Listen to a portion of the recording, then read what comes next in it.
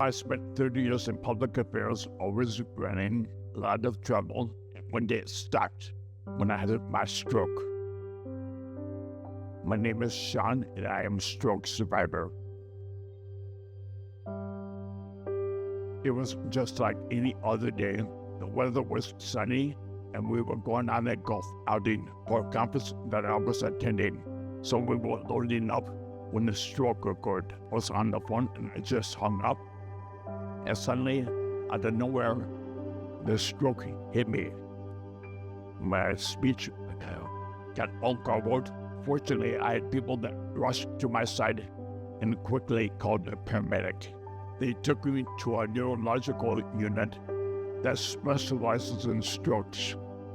Well, I was thinking of the countless times that I've been driving across in rural settings by myself in South Dakota without anybody on my side, and a stroke could have happened and nobody would have known what to do.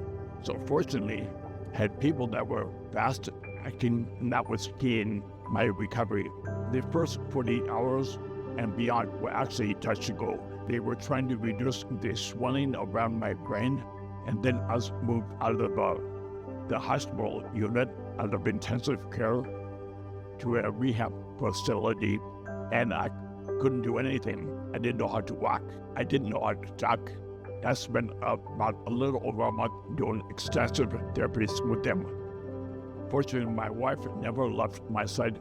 She flew from South Dakota out to Poland, was there the entire time.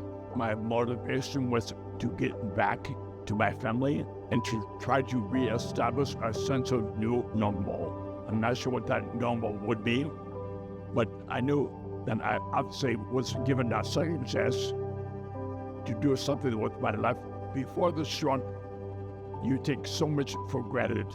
When I wake up every morning, first of all, I'm really excited that I get to actually put my feet on the ground.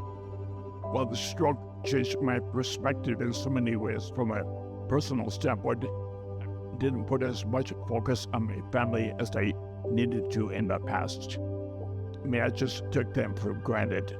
The stroke was a hard reset to help me focus on what's really important to me. Besides everything else that's happened from the ataxia, is I now have a paralyzed vocal cord. So my voice will probably always sound like this. And that's something that you just have to embrace and get used to and make the most of it. Things could have been a lot different for me. So I try to spend a little time each morning thinking about what I want to achieve that day. But before I do that, spend some time in meditation and devotional and prayer. I started doing videos after each day of doing those devotionals. It's a way for me to get my message out. It's a good thing for me mentally and physically. If others get something out of it, that's great. But the whole point in doing those videos is not only to have a message, but to gauge your process and progress. I believe my journey, no matter how challenging or difficult it has been a source of inspiration and motivation to others. A stroke can happen to anyone, anytime, or anywhere.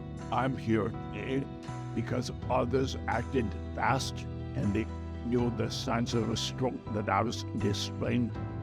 And I'm fortunate to be here today because of those fast-acting individuals. We should all know the signs of a stroke because time is brain.